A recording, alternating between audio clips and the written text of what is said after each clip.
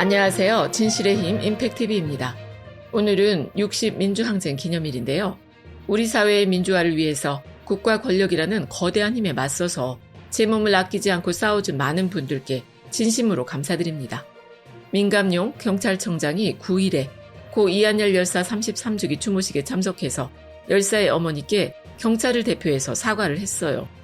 이한열 열사는 1987년 6월 9일 연세대 정문 앞에서 시위를 벌이다 전경이 쏜 최루탄에 맞아서 7월 5일에 결국 사망했죠.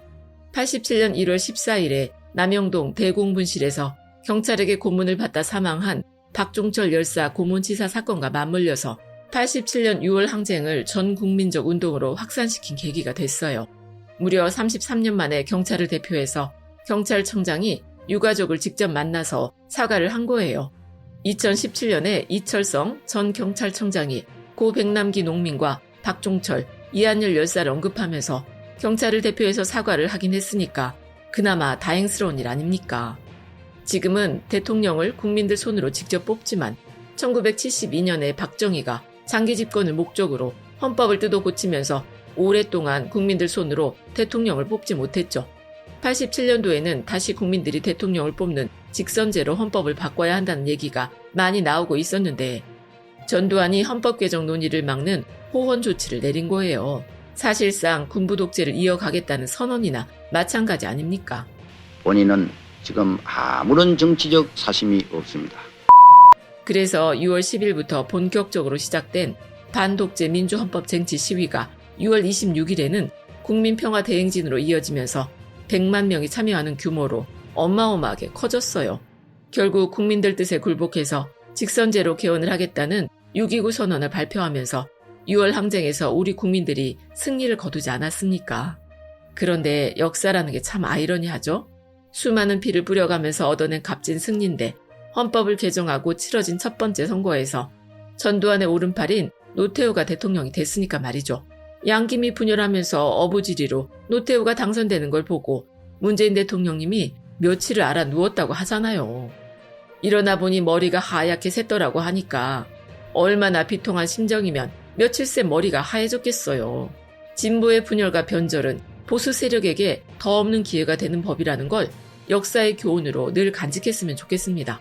지금도 진보 세력을 분열시키려는 시도가 끊임없이 이어지고 있죠. 한국갤럽에서 자체 조사한 대통령 국정수행 평가를 보면 긍정평가 62%로 4년차 대통령의 지지도라고는 믿기 힘든 수치가 계속 나오고 있어요. 미통당 입장에서 더 절망적인 건 정당 지지도일 것 같은데요. 총선이 끝난 다음에 꺾이기 시작한 지지도가 끝간데 없이 떨어져서 지금은 17%밖에 안 돼요. 미통당이 아무리 협치 노래를 부르면 뭐합니까? 기껏해야 지지율 20%도 안 되는 정당인데 말빨이 먹히겠어요? 게다가 보수의 텃밭이라고 철석같이 믿고 있던 60대 이상 연령대에서도 문재인 대통령이 잘하고 있다는 사람들이 더 많다는 것 아닙니까? 어떤 이슈로도 흔들지 못하는 강력한 지지층에다가 전 연령대에 고루 퍼져있는 긍정평가. 상대하기가 여간 껄끄럽지가 않겠죠. 우리 정부의 힘보태는 소식 하나 제가 더 전달해 드릴게요. 세계은행에서 우리나라를 긴급 의료 치료 지정 국가로 선정했다는 소식인데요. 세계은행은 다들 아시는 것처럼 저개발 국가에 돈을 빌려주기도 하고 지원도 해주려는 목적으로 만든 세계 기구거든요. 그래서 보통 동남아나 아프리카 쪽에서 활동을 많이 해요. 아무래도 상대적으로 낙후된 지역에서 활동하다 보니까 현지에서 의료 시스템을 잘 이용하지 못하는 경우들도 있을 수 있잖아요. 그래서 세계은행에서는 긴급 의료 치료 지정 국가를 지정해놓고 직원들이나 직원 가족들이 응급 상황이 됐을 때 거기서 치료를 받게 한단 말이죠. 아시아 쪽에서는 의료 수준이나 접근성, 안전 등을 고려해서 태국이랑 싱가포르를 선정해서 운영을 해왔어요. 아무래도 일하는 데랑 가까운 곳에서 치료를 받는 게 좋으니까 접근성이 최우선으로 고려가 됐겠죠. 그런데 코로나 사태가 터지면서 긴급 의료 지정 국가를 더 늘려야겠다고 세계은행에서 판단을 하면서 지난 4월부터 우리나라랑 중국, 일본을 놓고 검토를 해왔었다는 거예요.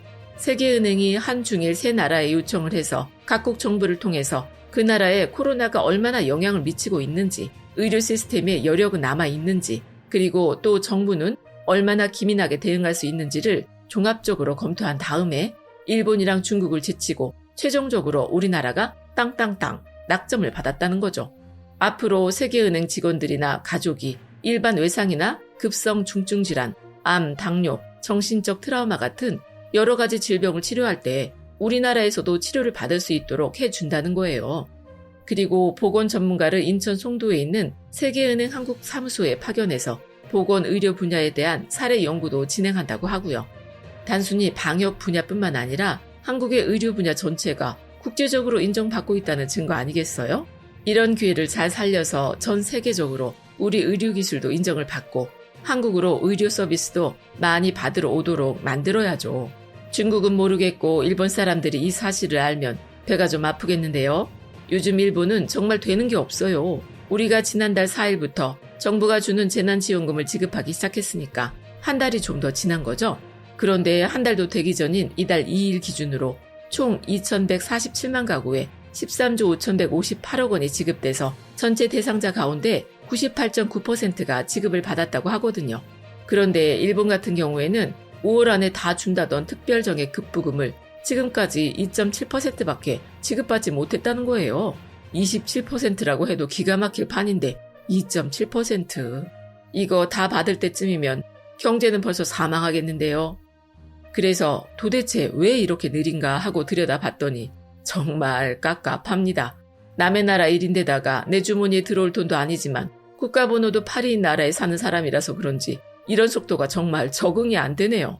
일단 일본은 우리나라처럼 온라인 정보 시스템이 잘 갖춰져 있지 않아서 우리나라로 치면 주민등록 등본을 떼려고 해도 등록지로 가야 한다는 말 들어보셨죠? 저도 예전에 동사무소에서 아르바이트를 해봤는데 주민등록 원부가 종이로 다 있었거든요. 그래서 다른 데로 이사가면 그 원부를 보내주고 주민등록증을 만들러 오면 거기에 일일이 지문을 받고 했던 기억이 있어요. 지금은 어떻게 하는지 모르겠지만 어쨌든 전국 어디서나 주민등록 등본이나 초보는 물론이고 가족관계 증명서, 인감증명서까지 다 발급받을 수 있잖아요. 집에서도 온라인으로 발급받아서 출력만 하면 사용할 수 있고요. 그런데 일본은 그렇지 않아서 온라인으로 신청을 하지 말고 제발 서면으로 해달라는 얘기를 공무원들이 해왔었죠. 나라에서 재난지원금 신청서를 각 가정에다 보내고 거기에 신청서를 작성해서 다시 나라에다가 보내면 그걸 공무원들이 주민등록과 같은 번호랑 일일이 대조를 해서 확인을 한 다음에 돈을 지급해주는 시스템인 거죠. 만약 우리나라에서 그렇게 한다고 해도 이렇게 오래 걸리지는 않을 것 같은데요. 일본이 시간 잡아먹고 있는 데는 다 이유가 있더라고요. 아베 집권기에 공무원들이 많이 줄어들면서 외주를 주는 일들이 많아졌다고 해요. 일할 사람이 없으니까 그걸 다른 기관에 맡기는 거죠. 각 가정으로 보낼 신청서도 외주를 맡겼는데 외주를 맡은 업체가 하청을 주고 또 하청을 줘서 일이 진행은 안 되고 이리저리 치이기만 하는 거예요. 도쿄 신주쿠 구에서 우편 신청서를 보내는데 신청서를 인쇄하고 그걸 봉투에 넣어서 붙이는 작업을 A라는 민간업체에 위탁을 했단 말이죠. 그런데 그 업체에서 B라는 업체에 다시 위탁을 해서 신주쿠에서 보낼 우편을 홋카이도에서 인쇄한 다음에 트럭에 싣고 신주쿠로 온 다음에 군의 우체국을 통해서 각 가정으로 갔다는 거예요. 그리고 그 신청서를 작성해서 다시 신주쿠구로 보내야 하는데 반송 주소가 교토로 돼 있더라는 것 아닙니까? 알고 보니까 신청서 내용을 확인하고 데이터를 입력하는 일도 민간업자한테 위탁을 했다는 거죠. 이 개인정보 다 어쩌려고 이런 일을 민간업자한테 맡기는지 모르겠네요. 어쨌든 이 업체에서 정보를 확인하고 데이터를 입력한 다음에 지급 결정문을 만들어서 그걸 다시 신주쿠구로 가지고 와요.